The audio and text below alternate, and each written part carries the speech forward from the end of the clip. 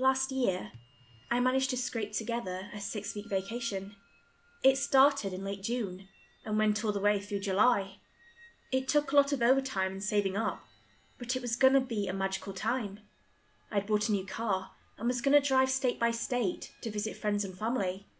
You know, the aunts and uncles you haven't seen for a decade, the cousins, the childhood friends. I had it all planned out. 5 days before the vacation started, those plans changed. I was coming back from lunch, and a sedan blasted through a red light as I crossed the road. It clipped my left side, snapping my knee and shin bone. Did some pretty nasty damage to my left elbow as well. So all my packed bags were abandoned in the hall, and my new car was left to collect pollen dust in the driveway. It took me an entire afternoon just to call everyone and cancel on them, one by one by one. Maybe next year, right? So my magical summer was turned into an involuntary staycation. I live in a townhouse, great location, about a 10-minute walk off Main Street. The house is split into 3 parts, each one a separate space. I lived on the top floor, 3 rooms and a kitchen. Not much, but spacey. There's an identical setup for the space on the ground floor, but that place hasn't been rented out in 2 years. The townhouse is constructed in a way that the various floors are independent of one another and have their own entrances, making it a sort of apartment complex in a way. There's also a smaller space in the basement, 1 room, 1 kitchen, a bathroom. It was supposed to be used as a temporary space for the landlord's kid, but they found some serious water damage and had to do some work on it. They figured they might as well do some touch-up on the plumbing as well. All this work, of course, coincided with my staycation. So not only was I supposed to stay home for weeks on end, but I also had to do so to the sound of constant machines. Jackhammers, concrete saws, cars going in and out of the driveway all day long. After just 1 day, I could tell exactly what sound came from what machine. We also have the security system. If the door has been closed for more than 10 minutes, it locks up, and you have to input a code to get the warning beep to stop. That warning beep went off at least 2 times every hour. I could hear that goddamn beeping in my nightmares. I tried to make it work. I got some ear protectors and tried to stream some shows with subtitles, but I could still feel the shaking. Temperatures were just south of 100 degrees, but I couldn't open the windows, or the construction sound would just get amplified. So I was stuck inside, in complete and absolute misery, with nothing but this droning machine torture as company, for weeks on end. All the while, I could see my packed bags waiting for me by the door, with nowhere to go. I could barely move. With some effort, I could make it to the bathroom, kitchen, and then back to bed. I had a friend of mine come by with some groceries about every 3rd day, but most of the time, I was on my own. I would count the minutes until the repairmen clocked out. That was my only time of day to get some actual rest, and to watch something with the sound on. It was one of those nights, when I was up rewatching The Sopranos, when I heard yet another car come up the driveway. It was somewhere around 11 p.m. As soon as I heard the grating motor, I got this Pavlovian response to cover my ears. It was just a car, but after living through nothing but construction noises all day, I couldn't bear the thought of the slightest inconvenience in the after hours. I hobbled over to my window, ready to get into a scream fest. If I heard a single bang of a hammer, I'd be filing a noise complaint. I was on edge, and frankly, exhausted. Just standing up, even with a cast, felt like having glass shuffled around inside my broken leg. And the itching. Got to ignore the itching. But when I got to the window, I saw something I wasn't prepared for. One of the repairmen had brought his private pickup. He'd brought his teenage son along. Together, they started unloading what looked to be about 20 pounds of planting soil, a box of candles, and about a dozen of arm-length lead pipes. I was dumbfounded. I'd been readying myself to get into a screaming match, but now I was just confused. They went into the basement in waves, carrying everything inside. Then they just stayed down there for some time. At least 2 hours, maybe more. I watched them as they left. They seemed excited. The son was moving back and forth, making wild gestures, and the dad kept smiling and nodding. When they drove away, they turned up the music and kept the windows rolled down. They were having a little party of their own.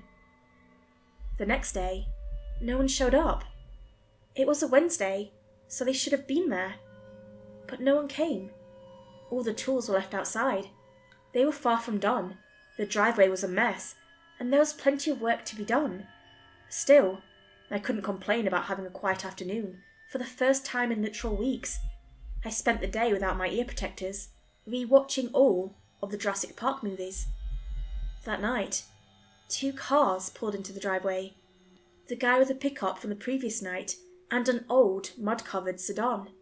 4 people in total, none of which I recognised. 2 guys, 2 women, all of them somewhere in their 40s and 50s. I couldn't see what they brought, but it was entire bags and boxes full of stuff. The only thing I could recognise was a handful of royal blue plastic tarps and rope. They were down there for hours. I hobbled over to my front door to listen to what they were doing, but all I could hear was speech and a little cheer every now and then. At one point, someone exclaimed something, and the others laughed. It sounded like they were having a good time. I didn't like it. Not one bit. They didn't leave until about 3 in the morning. I heard them get into their cars, laughing all the way. I was tired enough to almost fall asleep standing up by that point, but I decided to do something. I wanted to know what was going on. It took a lot of effort just to convince myself to try. I had my phone with me, just in case. A wrong step could send me right back to the emergency room. I got out the front door, hobbled my way to the ground floor, and all the way up the side of the house to the basement entrance. Took me about 15 minutes. The basement had been locked up for the night, but my front door keys could open the lock for both the ground floor and the basement. Perks of having a lazy landlord. The lock clicked open. More stairs. The ceiling light didn't work, but there was a large flashlight right by the entrance. I grabbed it and continued downward. The air was damp with smells, mostly soil, but also dust and plastic. The space wasn't supposed to be very large, but they dug out a massive chunk of the ground. It didn't take much effort to see that something wasn't right though. The entire concrete floor had been ripped open. This was probably part of fixing the water damage. They'd covered the raw dirt with blue plastic tarps and then started to fill it with planting soil. Along the edges of the dugout hole were lead pipes. They'd been driven into the ground and had a candle placed atop, like standing torches. 12 of them in total, in a perfect circle. And in the middle of that circle was a safe. It was this massive iron box, like some turn-of-the-century level thing, as tall as a small child. It was balancing in the middle of the room, on top of a flat rock, the only space that hadn't been dug out. The safe seemed brand new, like it had been polished and cleaned. It looked like the crew had started to just dig out the floor, but as soon as they encountered this, they excavated it completely. There was a ladder leading down into the hole, but I couldn't use it. Not in my condition. I remember just standing there with flashlight in hand, not knowing what would pop up in front of me next. It felt surreal. There were little details all over the place, an empty wine bottle in the corner, little holes in the dirt where seeds had been planted, a watering can by the edge of the stairs. There were blankets covering the edge of the hole, making it easier to sit by. Not that I would. I also noticed cigarettes, a radio, and batteries. Candles everywhere. In the exposed pipes, on the floor, on boxes lined against the walls. Everywhere. I tried to make sense of it. Whatever they were doing down there wasn't part of the job. Still, I had a hard time figuring out exactly what they were up to. Hello? The voice was distant, yet clear. I got the mental image of a flower bursting through concrete, something making its way through a barrier. But there was no question about it. It was coming from the safe. I think it was a woman. I'm sorry, are you new here? I leaned against one of the beams for support and fixed a flashlight on the safe. It was large, but not large enough to fit an adult woman, unless she was crammed in there. I was having a hard time seeing how a voice could come out of it, so I brought out my phone to record it. "Hello? Hi! Can you hear me?" I caught it on tape and played it back to myself to make sure I wasn't imagining things. I saved the recording. It's a bit quiet, so I enhanced it. This is a recording. Hello. Hi. Can you hear me? Finally, I decided to speak up. "Yeah, I'm here," I said. "I hear you." "Oh, hi," it said. "I'm sure this must all be a bit confusing." "Concerning, yes," I said. Not sure what to make of it. I pulled out a wicker chair from the corner of the room and sat down. I placed a flashlight on a box, keeping it fixed on the safe. "I'm sure it looks quite strange, but you're free to leave at any time." "I would certainly hope so." "Let's try this again," it said. "I'm Angela. No need to tell me your name. I already know it." "I've seen a lot of people come down here for the past few days," I said. "It's strange." "I'm mostly harmless fun," Angela said. "But yes, I can see how that might be alarming." "Yeah," I nodded. "Not a lot of people come by construction sites to hang out." "Depends. If your favourite band were playing here, you might want to go." "Sure, but they're not." "They could be." I leaned forward, giving the strange safe another look. I couldn't see any markings. The numbered wheel on the front looked blank. "I could show you if you want," Angela said, "but I need your consent." "Your consent to what exactly?" "To show you why people come stay with me, but I don't want you to feel uncomfortable." "Will it hurt?" "Not at all." "All right then." In the blink of an eye, I felt the wind rush towards me. The brightness of the flashlight extended to a wide-open, sunlit afternoon. I heard a roaring engine, and I could feel the smooth texture of leather against the back of my naked legs. As I opened my eyes, I was somewhere else. It was an open highway, a sunny day, with wind rustling in my hair. I was in a car, an open convertible. An old friend of mine was driving. I was in the back seat with my high school sweetheart. I could feel the condensation from the ice-cold bottle in my hand and the warm wetness of the kiss on my cheek. A whiff of her intoxicating shampoo. This wasn't a memory. This was happening right now. "Mind if I turn up the bass?" my friend called out. "Don't want to listen to you make out all day." I immediately lost all reservations. I forgot about everything. I spent hours, maybe an entire day, just hanging out with my old friends. I was younger, stronger, happier. Not a care in the world. Money in my pocket, a pep in my step, not a single cloud on an open sky. It wasn't just pleasant. It was beautiful. Heavenly. We had drinks and dinner at a great barbecue place. Found a neat motel, just as we thought about calling it quits for the night. Every sensation filled me with joy. Warm kisses, cold drinks, a hug from an old friend. It bolstered me, strengthened me. Then it faded away, sand running through the fingers of my hand. And there I was, with a broken leg, in a dusty, broken-up basement. I'd been gone no less than 30 minutes, even though it felt like an entire day.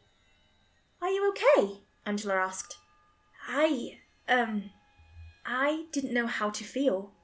It was strange being back, but all the sensations I'd experienced still burned in me. I could feel it in my skin, in my mind. It was amazing. "I think I'm good," I said. "I don't know what to say. I suppose you want an explanation?" "Yeah, that'd be great." For the next hour or so, Angela told me a story. Back in the day, that safe was just a peculiar thing. It was made back in the times of the Old West, and they'd cast it from a strange metal they'd found in a drained lake. It was supposed to be used as part of a bank vault, but they noticed the money inside would be slightly changed. At first, it had just changed the value printed on the bills, but over time, the changes would become more drastic. Some money would be turned into flowers. Silver would turn into glass, There were seemingly no rules, except that things would change. So, in one of the many grueling cruelties in the Old West, someone decided to stick a child in there. Hence, Angela. Ever since, the safe has been closed. Not even Angela can open it. She grew up in a space where there was no need for nourishment, sleep, or breathing. All she knew was the darkness of the alien box, keeping her in some kind of suspended animation. "I've dreamt about the outside," she said. "I've dreamt about it for so long. Can't we just let you out? It won't open. It can't. And even if it did, I'm pretty sure that'd kill me. So you're just stuck in there, forever. It's not all bad," she said. "I can go wherever, be whoever I want. The only world I've ever known is the one where you close your eyes and just live. And I can share that experience with you, my friends on the outside. I mean, I've never experienced something like that," I admitted. "But this seems incredible. Shouldn't we call someone? Do something?" "I suppose you could," she said. "Maybe the police, or your landlord. Maybe a great scientist. But who's to say they won't just put me somewhere bad, or use me for something sinister?" "How do you know I won't do that?" I said. "I'm not better than anyone else." "I'm a pretty good judge of character," said Angela. "And I think the two of us will get along just fine." We chatted for another 30 minutes, just small talk about everyday life, my job, my relationships, my dreams and hopes. She was very curious and supportive. When I finally had to leave to get some sleep, I couldn't help but long to be back. But before I left, Angela stopped me. "Next time, won't you bring me something?" she said. "It feels good when things change. That's why they bring things here. A poster, maybe some crayons to draw on the walls." "Why?" I asked. The safe. It needs things to change. If they don't, it sort of lulls itself to sleep, bringing me along."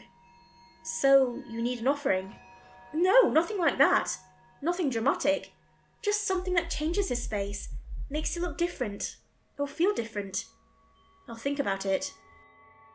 The following day, the construction noises were back with a vengeance, louder, seemingly random, and non-stop. They'd brought in not only concrete saws and jackhammers, but also a small wood chipper. I was exhausted from the previous night and spent most of the day just trying to keep my eyes shut. But there was something else as well. I didn't want to get up. I wanted to stay in bed and dream myself back to that impossible day. The wind in my hair, the open road, all worries so far behind me we couldn't see them in the rearview mirror. The real world felt cold to me, awkward, like a cocoon wrapped around a struggling insect, yearning to fly free. That night, I skipped dinner and went straight for the basement. I was halfway out the door when I stopped to consider Angela's wish, that I'd bring something. I considered scooping it, but there was this tiny part of me that feared that if I did, she might not show me that magical space again. But if I did, I was subjecting myself to her wish. Then again, it was up to me. I could make my own choices. I decided to bring her an empty flower pot. The plant in it had long since died, and I didn't have a use for it anyway. She seemed to like flowers and dirt, so why the hell not? But the basement door was already open. This time, I wasn't alone. There were 2 repairmen down there, along with 3 random strangers. All the candles were lit, casting a warm light across the room, making the shadows dance on the walls. They were all lying on the floor, some inside the pit with the safe, others on the concrete floor. They looked like they were sleeping, twitching, grunting a word every now and then, little chuckles, sighs of relaxation, like the strangest slumber party I'd ever seen. The wicker chair I'd sat in on the previous night was waiting for me. "I'm glad you came back," said Angela. "Thank you for the gift. I figured you'd like it, seeing as you have potting soil and all that." I looked around. Standing amongst these restless strangers felt wrong. They looked too happy, too content. I felt like the only sober guy at a party. "Why do you do this?" I asked. "What's in it for you?" "I get to live it with you," Angela said. And I can't do it alone. But what's the point? I asked. It's all fake. What's the point of any experience in the end? She asked. It all goes away with us. Sure, but with that point of view, nothing matters. So let's make the best of it while we can. Wait! The blink of an eye. A sunset beach on a tropical island. Palm trees swaying in a warm breeze. Children playing in the water. Distant strumming on a guitar and the thumping bass of a party. Freshly cut honeydew melon on a platter to my right. And an entire night of possibilities ahead of me. Angela, I said out loud.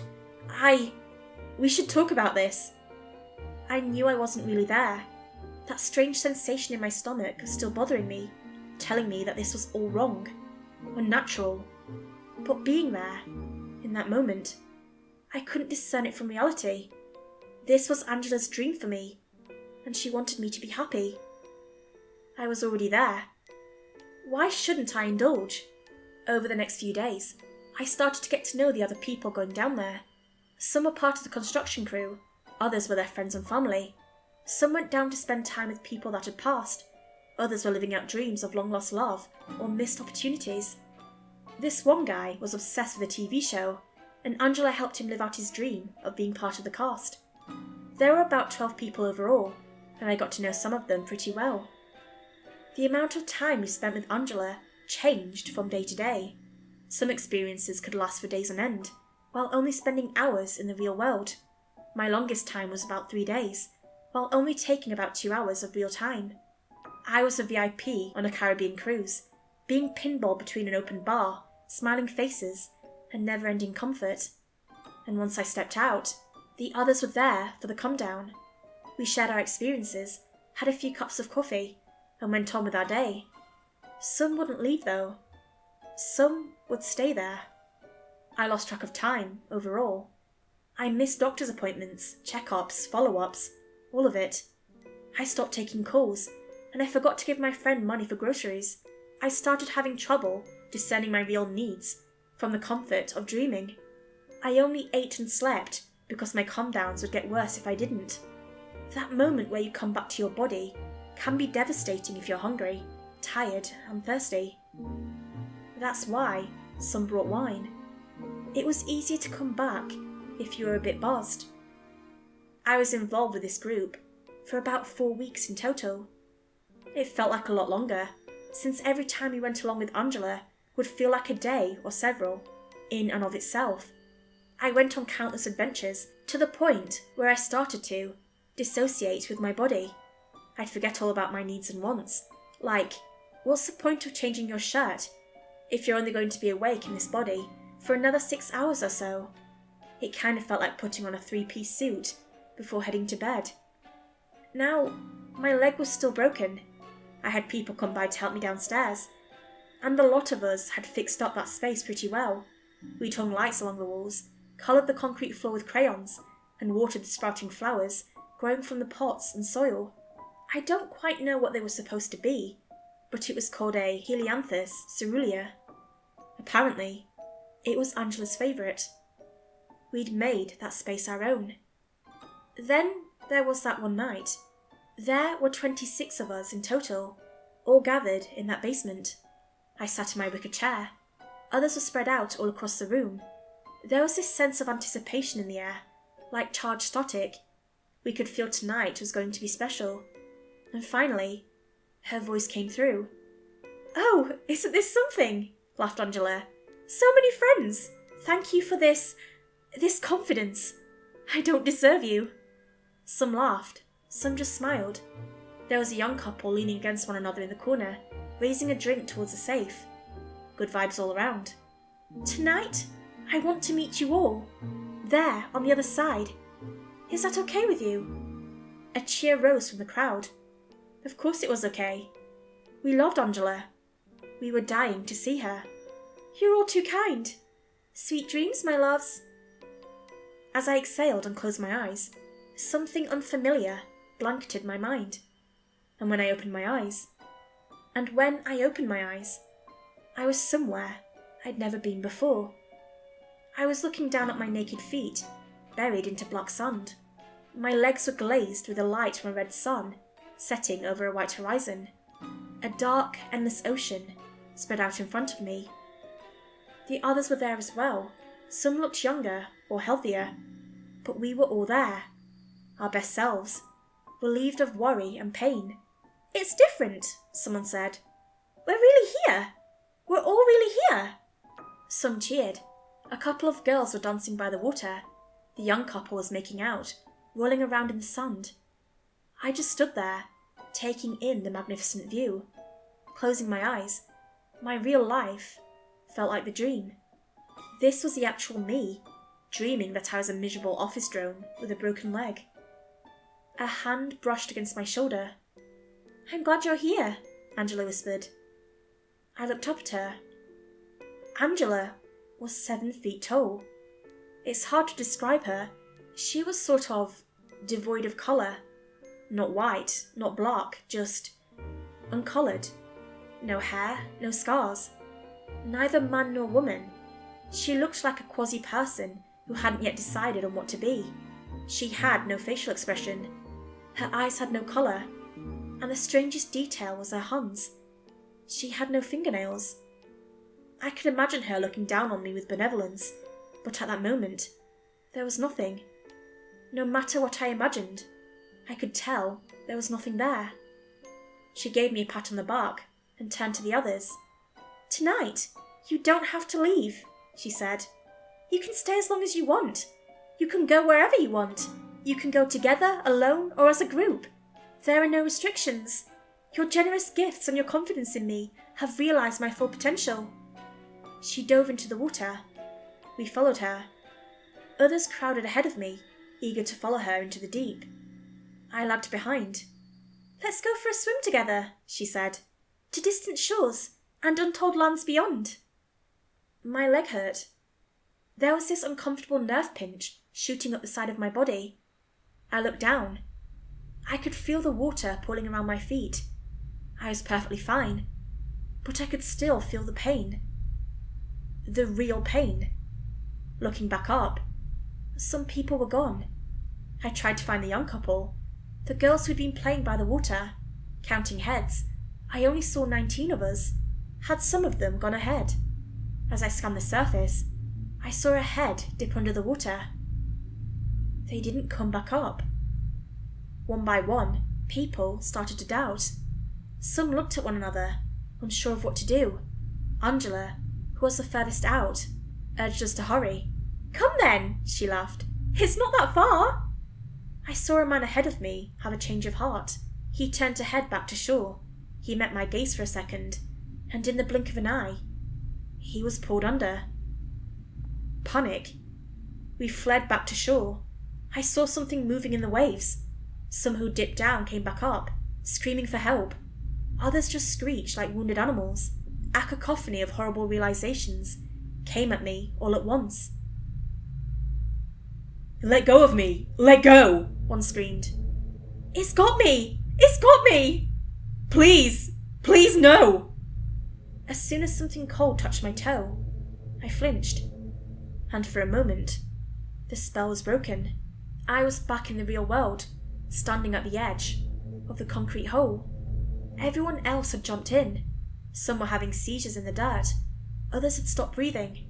I saw a young man with a broken neck. I had been putting weight on my wounded leg, which had distracted me from jumping in myself. I'd been compelled, but that tiny bit of pain had kept me grounded. The safe was slightly ajar, and something was emerging from within. Then I was back on that beach. White algae was spreading across the black sand like sickly veins. I saw one man being dragged into the deep. No matter how hard he dug his hands into the sand, there were only a few of us left. "Just a little further," said Angela. "You're almost there." Her voice boomed across the horizon. I tried to run, but I couldn't. My leg hurt too much, but I clung to that pain. I let it radiate through me. I listened to it, and I let it pull me back to what was actually happening. Reality. That spiking ache enveloped me, and I opened my tired eyes. Something let go of my arm as I pulled my way back from the edge of the hole. There were only a handful of bodies left. A colourless arm emerged from the safe, grabbing a middle-aged man by the leg. It started pulling him back. "It's not too late," said Angela, her voice much clearer now. "You can still come with us." "What the fuck are you doing to these people?" I asked. "What is this?" "They're coming with me," she said. "We're going away." "You're killing them! You're killing us!" "With your consent." The body of the middle-aged man snapped and twitched as it was forced into the safe. It reminded me of a snake with an unhinged jaw, devouring its prey whole. Something grabbed my healthy leg and pulled me forward. I tumbled into the pit, right next to the safe. From there, in that angle, it looked enormous. My heart pounded, trying to leap out of my chest. This wasn't a well-meaning dream fairy. This was a goddamn predator. I don't want this. You said you did. You don't have my consent. I say no. No. You don't want this? No. I want to go. Right now. There was this moment of consideration. The safe was left slightly ajar. Angela took a deep breath. I'll make you want this. The next part is hard to talk about. In the blink of an eye, I was in a scorching desert. I was chased by rabid beasts, longing to rip me apart. They seemed to get closer and closer the faster I ran, and the sand dunes went higher and higher. Sweat stung my eyes, and my lungs were aching from exhaustion. In a way, I knew I could give up. I could give in. I could take Angela's hand and walk peacefully into the unknown. But the beasts caught up to me, and mouthful by bloody mouthful, they started tearing me apart, leaving my body broken and exposed in the sand, my throat struggling to breathe. I could feel myself slipping in and out of consciousness. "Tell me when you're ready to go," Angela whispered, brushing my hair. "Just take my hand." I wanted to, but I could still feel my broken leg. This wasn't real. Over what felt like weeks, maybe months, I was tortured. I was shot, drowned, eaten, burned, dismembered. All of it. The worst was when she put me someplace I knew it would happen eventually, but not immediately, or when it could happen at any time, but I didn't know when. I had everything I loved destroyed in front of me. Every dream turned into a nightmare. I was back in that car, with the wind rushing through my hair, and my high school sweetheart punctured my eyes with her teeth. I was eaten alive by my family and friends. I was buried alive, hearing people dance on my grave through rotting ears. All my screams went unheard, and all my tears meant nothing. This would never end. This would never stop. A never-ending parade of misery, and no matter how much I screamed, cried or begged, it didn't matter. I had to submit. I had to give her my consent. I had to, or this would keep going. But I held on to my pain. The real pain. I knew that somewhere out there was the actual world, with real horrors and real experiences, where dreams were just dreams. At some point, I woke up in an ambulance, an oxygen mask chafing against my nose. I could smell blood. I couldn't move my arms. And there was a strange tingle in my fingertips, a deafening siren pounding my ears. "He's coming too!" someone called out. "Sir? Sir!" I remember looking into the eyes of a young man standing next to me. He was trying to check my pulse. "My leg," I said. "It hurts. It really, really hurts." And it did. It really did hurt. For real. One of the other contractors had been wondering what was going on. People had stopped answering his calls. He'd come around to check on the place, only to find me, alone, unconscious in the basement. He'd called an ambulance. Apparently, he didn't stay long enough to listen to Angela. Or maybe she was busy talking to me. They pulled me out and took me to the hospital. I fell in and out of consciousness all the way through. Meanwhile, repairs resumed. The first thing they did was fill in the floor. No one told me what happened to the safe. As it turns out, I was in Angela's world for 3 actual days. There were some inquiries about people going missing, but apparently it isn't as uncommon as one would think. my episode was attributed to an overdose on painkillers. The others, well, there wasn't one single explanation. I tried talking to people about it, but it was hard to make them listen. I'm recording this to remind myself that what I experienced was real. I can't talk to anyone about it, since anyone involved is, well, gone. I've since moved to an apartment instead, and my leg is all better, and the further I get from that day, that summer, the more it feels like an impossibility. But I know it happened. I know it did. I think what saved me in the end was getting away from that place. But still, in my heart of hearts, I have to admit, I want to go back. Maybe if I'd followed her, everything would have been okay. And maybe it wouldn't be.